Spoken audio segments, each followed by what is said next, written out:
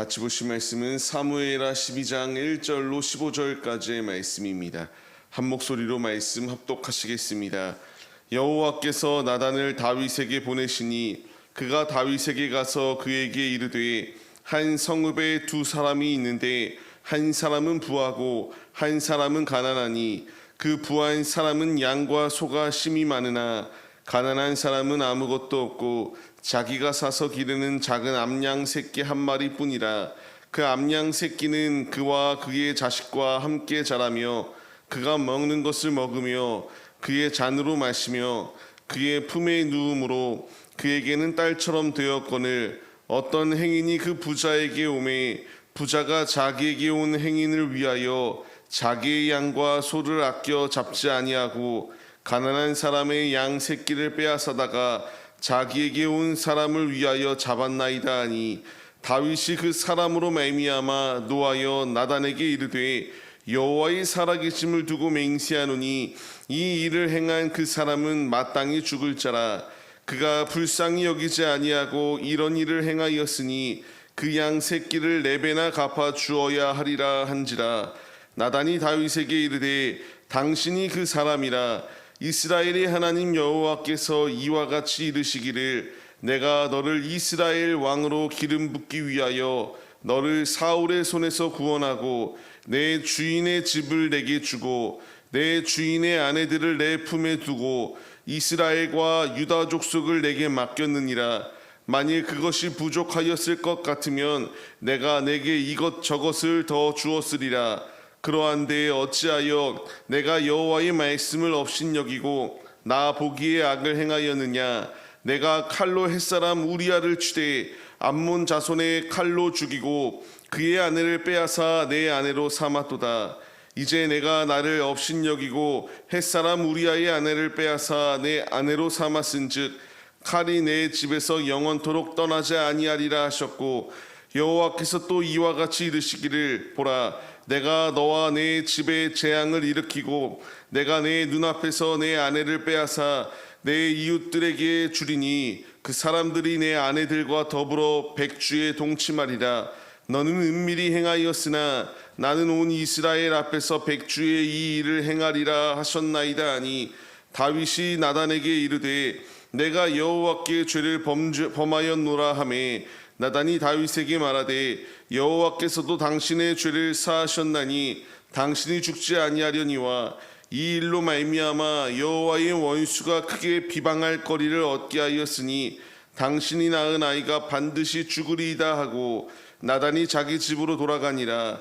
우리아의 아내가 다윗에게 낳은 아이를 여호와께서 치심에 심히 앓는지라. 아멘. 할렐루야. 오늘도 예배의 자리 가운데 모이신 성도님들 주님의 이름으로 환영하고 축복합니다.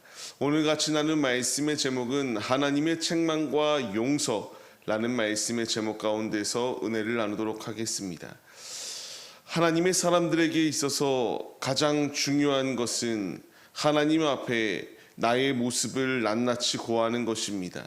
하나님의 사람과 하나님의 사람이 아닌 자의 분명한 차이는요, 그 책망의 말을 들었을 때에 회개하고 돌이키는가 아니면 끝까지 목이 꼿꼿한 채 목이 곧은 백성으로 서 있을 것인가 분명한 차이가 있습니다. 오늘 말씀에 나오는 다윗은 자신이 저지른 범죄로 말미암아 하나님께서 나단 선지자를 통하여 엄중한 심판이 임할 것을 주님이 이렇게 말씀하셨습니다. 먼저 이제 그 양이 있었을 때에 부자와 가난한 자가 있었습니다.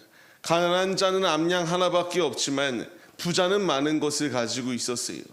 이 많은 것을 가지고 있을 때에 한 행인이 왔을 때에 대접하려고 합니다. 대접하려고 할 때에 그가 그 가난한 자의 하나밖에 없는 암양을 빼앗아 주었다라고 이렇게 말을 들었을 때에 다윗은 그것이 자신을 이야기하는 것인지도 깨닫지 못하고 그런 자는 반드시 죽을 것이다 라고 말하며 빼앗은 것의 4배를 갚아야 될 것을 이렇게 강력하게 말하였던 것이 아두나였던 다윗의 모습이었습니다. 이 모습 가운데서 이것이 바로 당신이다라는 것을 들었을 때에 다윗은 깨닫기 시작합니다. 내가 얼마나 큰 죄를 범하였는가를 깨닫기 시작합니다. 내가 살인을 저질렀구나라는 것을 깨닫게 되고 이제 자신의 모습 가운데서 참회하는 모습이 그에게 분명히 주어지게 되었습니다. 이 가운데서 하나님께서 너가 얼마나 악한 행동을 하였는가에 대하여 말씀하십니다. 그의 죄는 분명히 사하여 주셨어요. 그러나 하나님을 업신 여겼기 때문에 10절 말씀과 같이 집안 가운데에서 칼이 영원토록 떠나지 아니할 것이다 라고 말씀하셨으며 11절 말씀과 같이 집에 재앙이 일어나게 되고 이제 아내들을 빼앗겨 백주대낮에 이와 같이 동침하는 사건이 임할 것이다 라는 것을 주님이 예언의 말씀으로 더하여 주셨어요. 이 사건은 그대로 일어나기 시작합니다.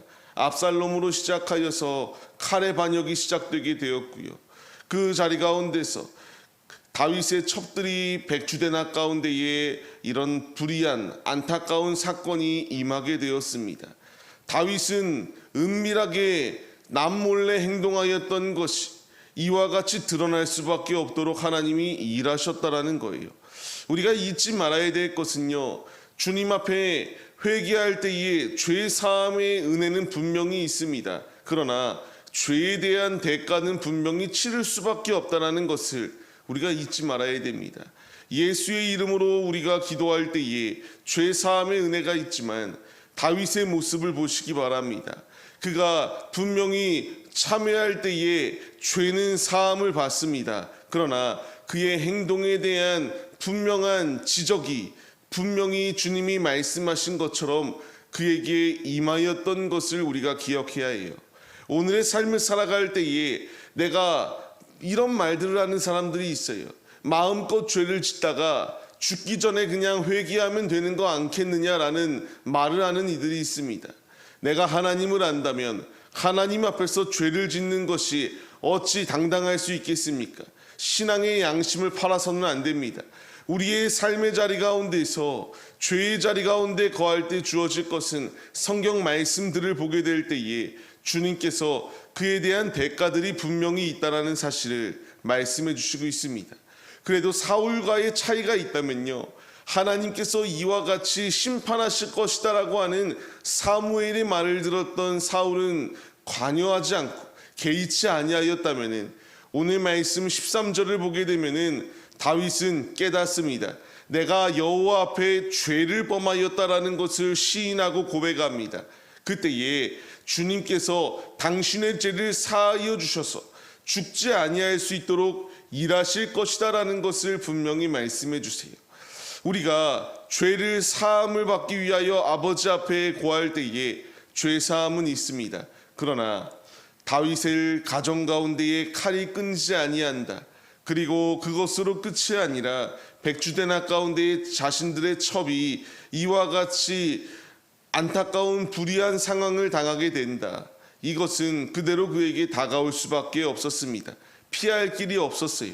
우리 역시 함부로 죄를 짓기에 앞장설 때에 주님의 이와 같이 죄에 대한 대가를 치를 수밖에 없다는 사실에 경각심을 가져야 됩니다. 내 마음대로 행동하여 마지막에만 회개하면 되지가 아니라 매 순간순간마다, 물론 죄를 지을지 않을 수는 없습니다. 우리는 연약하기에 죄를 지을 수밖에 없습니다. 그러나 분명히 알아야 될 사실은 죄의 그 크기가 커지고 커졌을 때에 주어질 다윗의 상황은 결코 그 심판이, 그에 대한 징계하심이, 책망이 결코 가볍지 않았다라는 것입니다. 죄가 작고 크고의 유무를 우리가 나눌 수는 없지만 죄의 크기가 커지기 전에 우리는 즉각 회개해야 되고요. 죄를 범하기보다 더욱더 하나님의 시선으로 바라보고 우리가 죄를 짓는 불의한 모습이 있을 때에 즉각적으로 회개할 수 있는 믿음의 모습이 우리에게 있어야 됩니다. 오늘의 삶을 시작하는 성도님들, 주님이 우리에게 말씀하십니다. 죄에 대한 대가는 분명히 치를 수밖에 없음을 말씀하세요. 야곱의 모습을 생각해 보세요. 야곱이 사기를 치며 다녔을 때에 자기 역시 그대로 외삼촌 라반을 통하여 사기를 당하게 됩니다.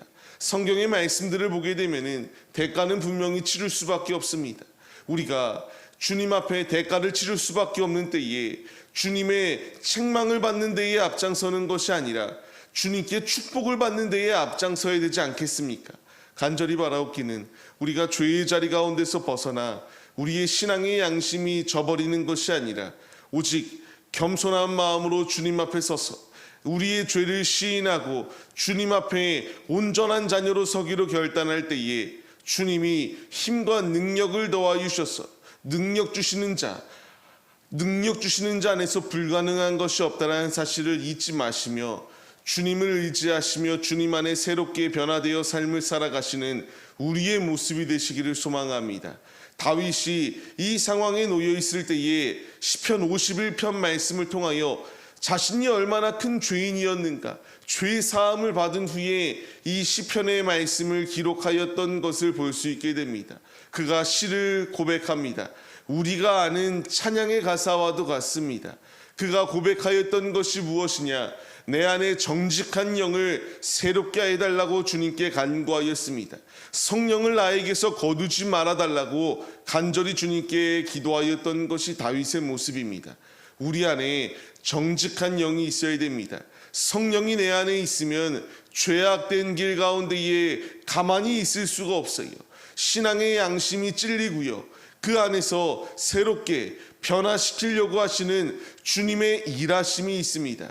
오늘의 삶, 우리가 말씀을 기억하시며 내 안에 정직한 영을 더하여 달라고 성령의 충만함을 따라 죄를 먹고 마시기에 힘쓰는 것이 아니라 하나님의 말씀대로 순종하는 하나님의 자녀들이 될 수 있도록 함께 해달라고 믿음으로 간구하시고 믿음으로 승리하셔서 주님 안의 용서와 주님의 은혜와 충만한 축복을 누리시는 우리 모두의 모습이 되시기를 주님의 이름으로 간절히 축원합니다.